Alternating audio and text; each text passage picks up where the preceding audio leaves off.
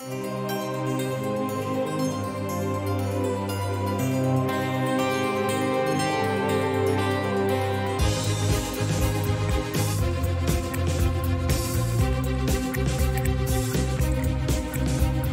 m'appelle Philippe Simet, je suis philosophe et je m'intéresse à la façon dont l'architecture raconte nos modes de vie. Je vous emmène explorer les habitats les plus singuliers de la planète afin d'en découvrir le sens et d'en partager les richesses.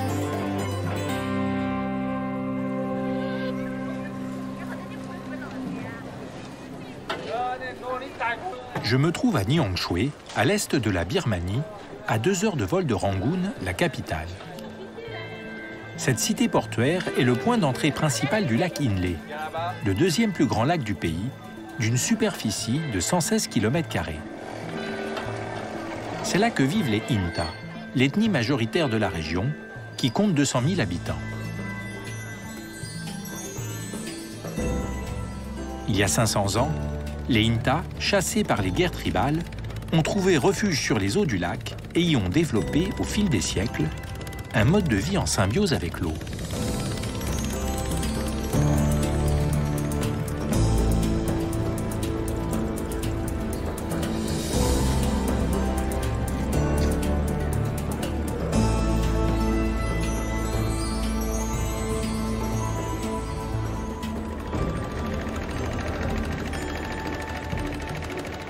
Traversant le lac Inle qui s'étire sur 22 km de long et 10 de large, entre les montagnes Shan, je me rends tout au sud, dans le village de Pokpar.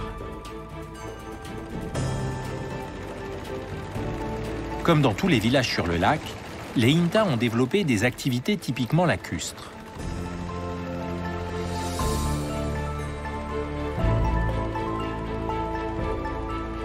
Mais aujourd'hui, l'afflux de touristes et la pollution fragilisent l'écosystème sur lequel repose leur vie.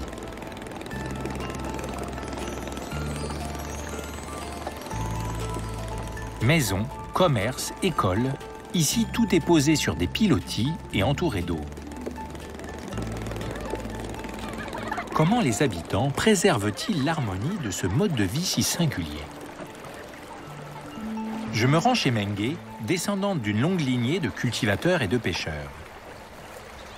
Elle est née et a toujours vécu ici, loin de la terre ferme, dans l'une de ces maisons qui semblent tenir au-dessus de l'eau, comme sur des échasses. Bonjour. Bonjour. Merci de m'accueillir chez vous. C'est du bambou. Ah ouais. Ah ouais, on voit tout est en bambou. Toute la maison est en bambou. Il y a une trentaine de pilotis en tout qui supportent la maison. Ils mesurent 3 mètres et la maison aussi fait 3 mètres. Ah mais j'imagine que la hauteur de l'eau, elle varie selon les saisons, non? En effet. Bientôt, l'eau sera là. Ouais. Et à la fin de la saison des pluies, elle peut monter jusqu'au ponton supérieur. Ah oui, c'est pour ça qu'il y a des paliers de hauteur différents. Les 2 pontons là, puis l'escalier. Vous venez visiter la maison? Avec plaisir. Ah là là, j'adore l'escalier. Je vais enlever mes chaussures, hein. Ah oui. Voici mon fils. Il est pêcheur. Bonjour. Je suis Philippe. Bonjour. Bonjour. Qu'est-ce que vous faites là? Je répare mes filets. Une grande pièce. Ici, c'est la pièce commune. Ouais. On habite tous ici avec mon fils et sa femme. Et là-bas, c'est la chambre où tout le monde dort. Ça, c'est le lit de mon fils et de sa femme. Ça, c'est le mien et celui-là, c'est celui de mon petit-fils. Les bambous là qui sont dans l'eau, est-ce qu'ils pourrissent pas? Enfin, ça tient longtemps? Les pilotis durent environ 2 ans. Ensuite, il faut les remplacer. Les cloisons en bambou tiennent 5 ans. Quand je restaure ma maison, je mets toutes mes affaires en tas dans un coin. J'enlève les anciens bambous et je les remplace par des neufs. Ça veut dire que la maison, vous la reconstruisez bout par bout? Oui. J'utilise une hachette pour couper ce pilier, sans toucher à la cloison. Ok. Je l'enlève et j'en mets un nouveau. D'accord. Ah oui, et puis on peut voilà, couper, défaire les nœuds, puis réassembler. Ah, c'est super. Là-haut aussi, je les remplace. Mon fils est aussi charpentier. C'est lui qui a construit la maison avec ses amis. La dimension symbolique, religieuse, les points cardinaux, tout ça, ça a l'air assez important dans l'organisation de l'espace. C'est vrai. Par exemple, quand on dort, on est tourné vers l'autel du Bouddha, donc vers l'est. D'accord, pour pas manquer de respect au Bouddha, c'est ça? Oui, parce que Bouddha est sacré. C'est pour ça qu'on tourne la tête vers l'autel.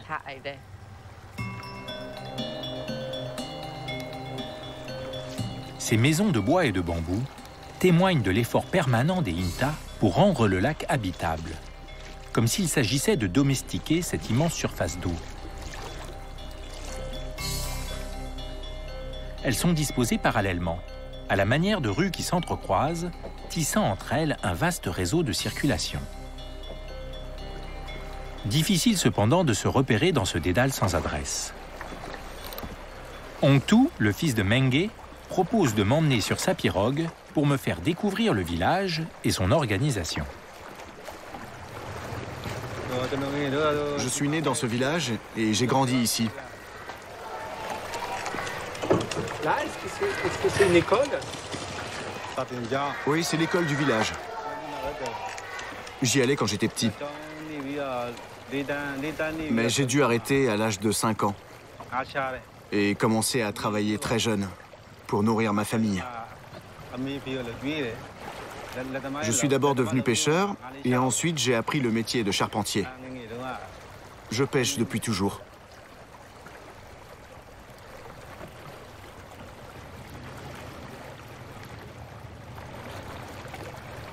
Moi, là, je suis complètement perdu.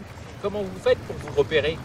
Je n'ai pas besoin de nom de rue pour me repérer. Je connais les habitants de chaque maison, donc je m'y retrouve toujours. Il y a combien d'habitants ici? Je dirais 200 familles. Vous avez associé des noms à tous les lieux du village. C'est quand même incroyable, ça.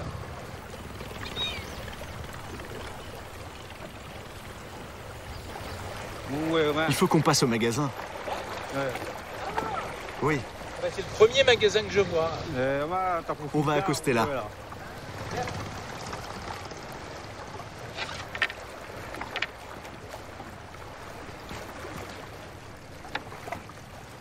Merci.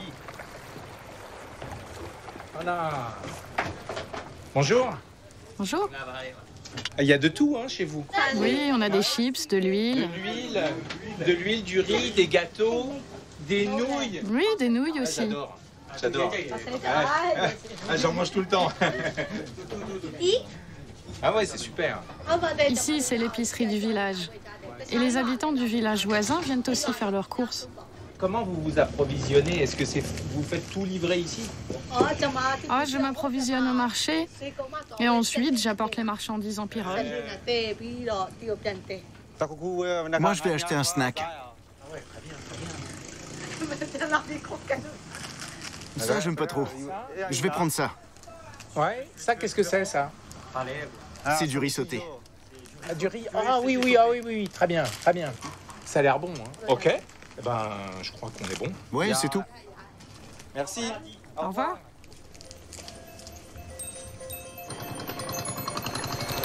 Bonjour, oui. Bonjour. Hop. Ça y est. On doit y aller. En attendant de retrouver Ongtu, je pars sur le lac avec Tue, sa cousine, et son amie Kenmar, toutes deux cultivatrices. Le lac régit la vie des Inta. Il leur permet de se déplacer, d'acheminer des marchandises, mais avant tout de se nourrir. Il est difficile d'imaginer des pratiques agricoles en milieu aquatique. Et pourtant, les Inta ont développé une technique singulière pour rendre cela possible. Celle des jardins flottants, conçus comme des bandes de terres artificielles, permettant la culture des légumes. Ça, c'est un jardin flottant? Est-ce que ça a l'air vraiment accroché dans le sol? Oui, on y cultive tous nos légumes. Des aubergines, des tomates, des concombres et même des fleurs. C'est un savoir-faire transmis de génération en génération. Alors ces jardins, comment vous les fabriquez? On va chercher des blocs de tourbe sur la rive et on les coupe en bandes pour les aligner. En fait, chacun coupe sa propre parcelle. Et puis en dessous, on met une bonne épaisseur d'algues, ce qui permet aux racines d'aller jusqu'au fond du lac. Si le jardin n'était pas accroché, il bougerait avec le vent. Tandis qu'avec ce système, il ne peut pas dériver.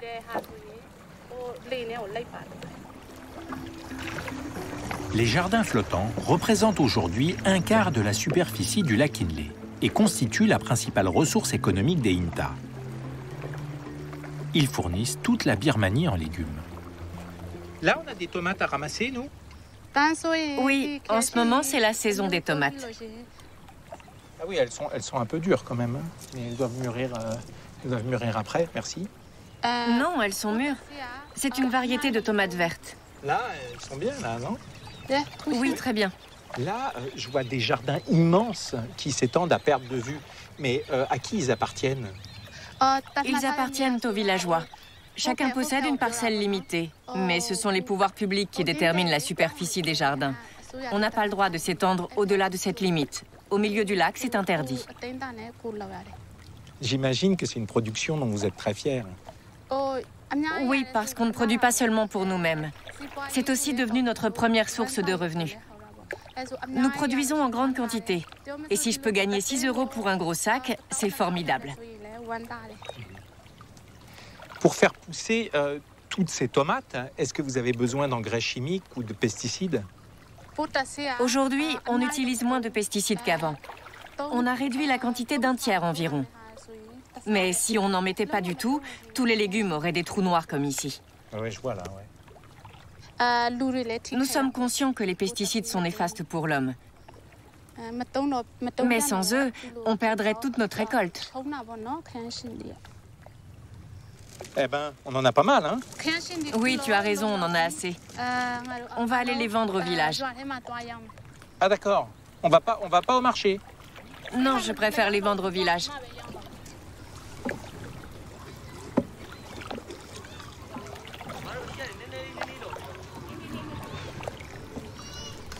Qui veut des tomates? Oui, moi. On arrive. Bougez pas. Vous en voulez beaucoup? 1 kilo. 1 kilo, elle en veut 1 kilo. Des vertes ou des rouges? Un mélange. Un mélange. Ok. Voilà. Alors en fait, c'est un service de livraison à domicile, mais sur l'eau. Tout à fait.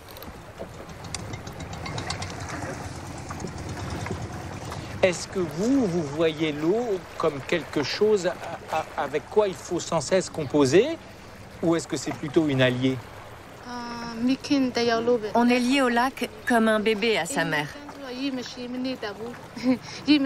ne peux pas imaginer vivre sans l'eau. Je ne peux pas gagner ma vie ni me déplacer sans l'eau. Le simple fait de voir le lac me remplit de joie.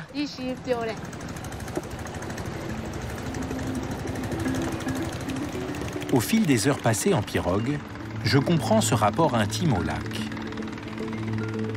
Alors que pour moi l'eau est un obstacle, elle est ici ce qui unit toute une communauté. Élément clé de cette union, les pirogues, à rame ou à moteur, sont partout. Par leur balai incessant, elles tracent sur l'eau d'éphémères sillons. Et le lac, toujours, reste immuable.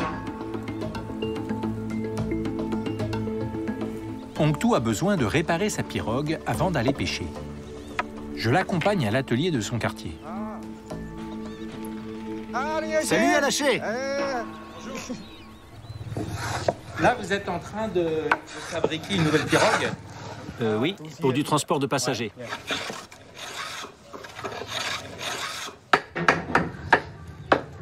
Une pirogue comme celle-ci, là, ça vous prend combien de temps de la fabriquer? Pour faire la structure, ça prend 1 semaine. Pour finir complètement la pirogue, il faut compter 1 mois. Si vous faites venir le bois, j'imagine qu'en fait, il vous coûte déjà, au départ, assez cher.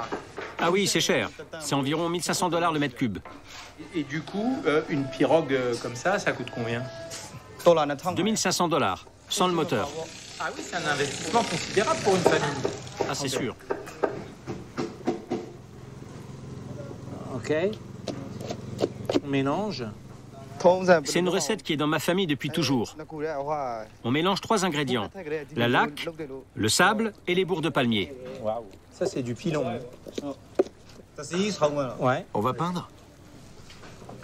Ah, j'adore. J'adore ce boulot comme ça. Et aujourd'hui, qu'est-ce qu'on vous demande le plus? Est-ce que c'est des pirogues pour pêcher ou des pirogues pour transporter des touristes? J'en fabrique de 3 sortes. Pour la pêche, l'agriculture et le tourisme.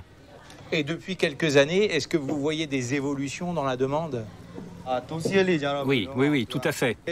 On vend de plus en plus de pirogues pour le tourisme, depuis que la Birmanie s'est ouverte. Il y a beaucoup d'agences de voyage, beaucoup de propriétaires qui investissent dans des pirogues pour pouvoir les louer. Cette demande, ça risque de changer la manière dont vous, les Inta, vous vivez sur ce lac, non? Disons que jusqu'à maintenant, le développement du tourisme a été bénéfique pour nous. Mais la consommation augmente et tout devient cher. Les prix ont doublé.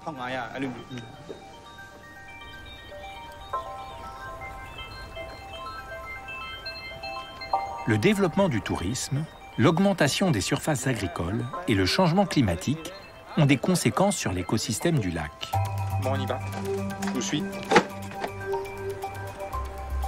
La pêche, qui chez les Inta est un art unique au monde, est confrontée à un abaissement du niveau du lac. À peine plus de 2 mètres de profondeur pendant la saison sèche. Angtu et son oncle continuent néanmoins de pêcher.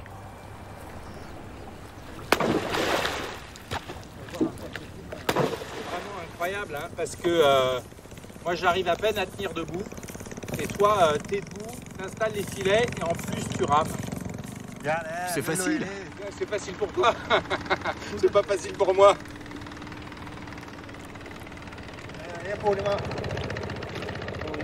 Ça, c'est une technique ancienne pour piéger le poisson.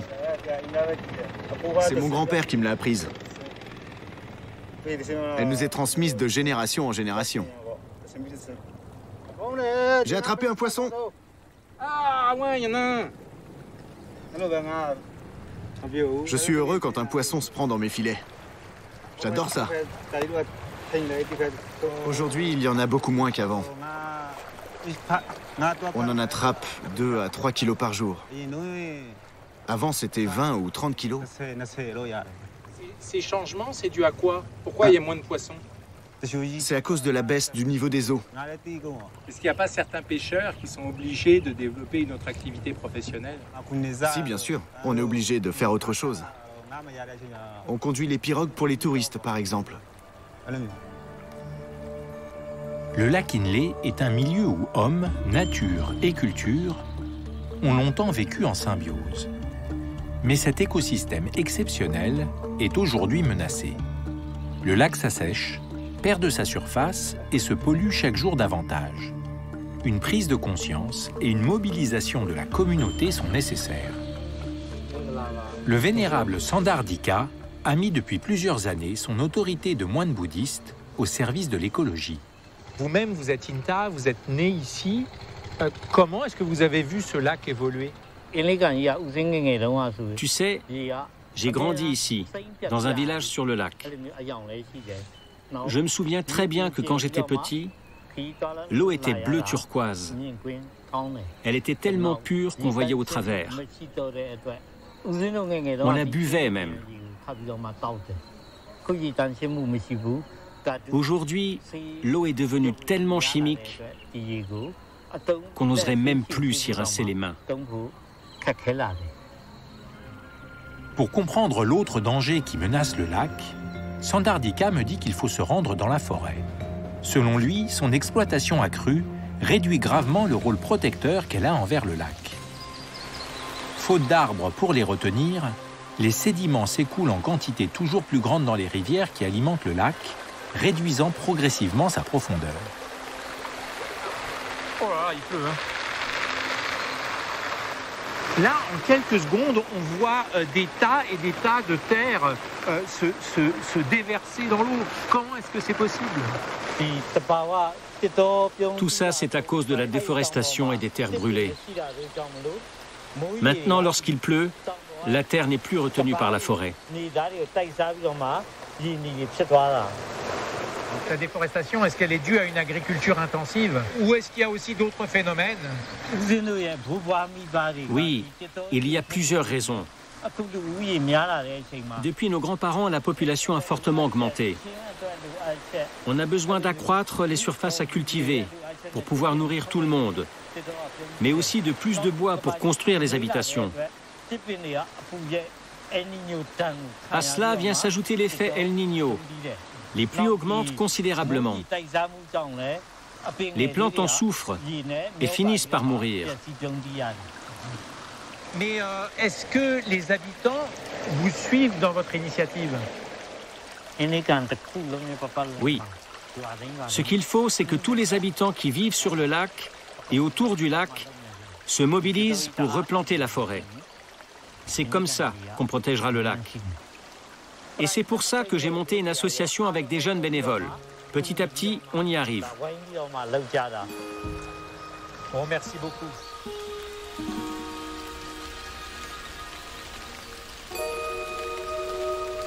Sandardika multiplie les initiatives pour impliquer les villageois dans la préservation du lac. Parmi elles, le ramassage des déchets de toutes sortes qui s'accumulent à sa surface.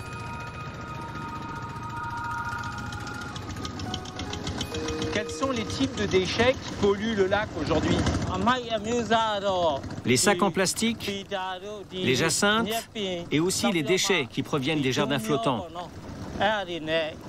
Il y a beaucoup de déchets qui sont jetés par les touristes, mais aussi par les gens d'ici.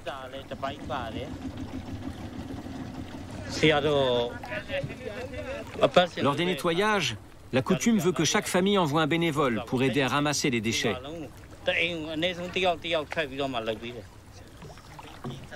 On voit que ce lac, il est en train de se transformer très rapidement. Et je me demandais s'il y avait une prise de conscience collective de la part de tous ces habitants.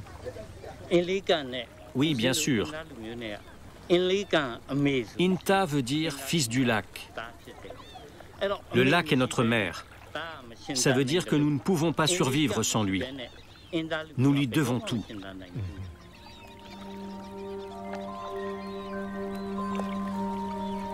La relation qui unit les Inta au lac imprègne tous les aspects de leur vie, y compris leurs croyances. Les Inta sont bouddhistes, mais ils vénèrent aussi l'esprit du lac, lié au culte animiste des Nat. Aujourd'hui, c'est la fête de la pagode Phong Dao. Il s'agit de l'événement religieux le plus important de l'année, auquel j'ai la chance d'assister.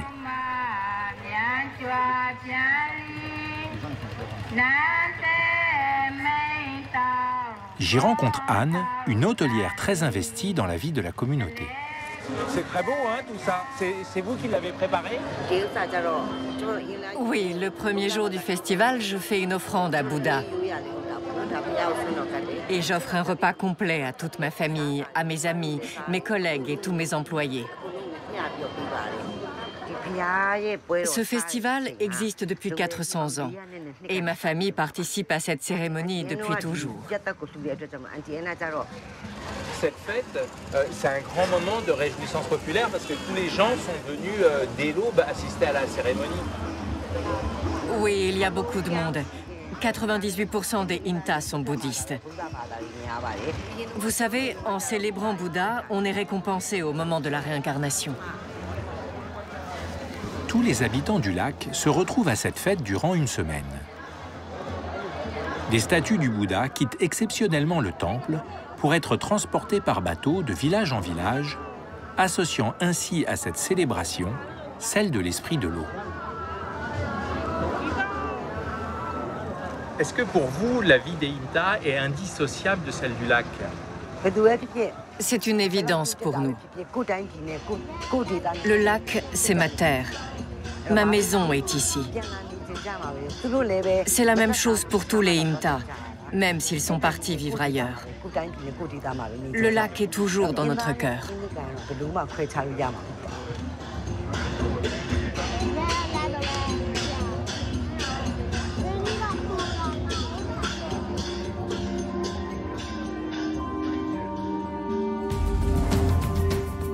Ce n'est pas pour rien qu'on appelle les Inta les fils du lac. Ils participent pleinement de sa beauté. Leurs gestes quotidiens, appris dès l'enfance et transmis d'une génération à l'autre, se confondent avec lui comme s'ils ne faisaient qu'un. Cette unité est aujourd'hui fragilisée, tant le lac fait l'objet de bouleversements économiques et environnementaux. Les Inta maintiendront-ils cet équilibre? Je n'en doute pas, eux qui savent si bien se mouvoir sur l'eau. Bon, moi je crois que je vais prendre quelques petits bonbons, pour vous dire la vérité. C'est quoi les bons bonbons? Hein? Ah oui, ouais, il a une très bonne tête. Allez, on prend ça. Vous aimez bien piquant ou pas trop non plus? Moi, piquant. J'en étais sûr. Ouais. Piquant, je peux pas. Moi. Ah, moi, piquant, je peux pas non plus. Ouais, on est pareil.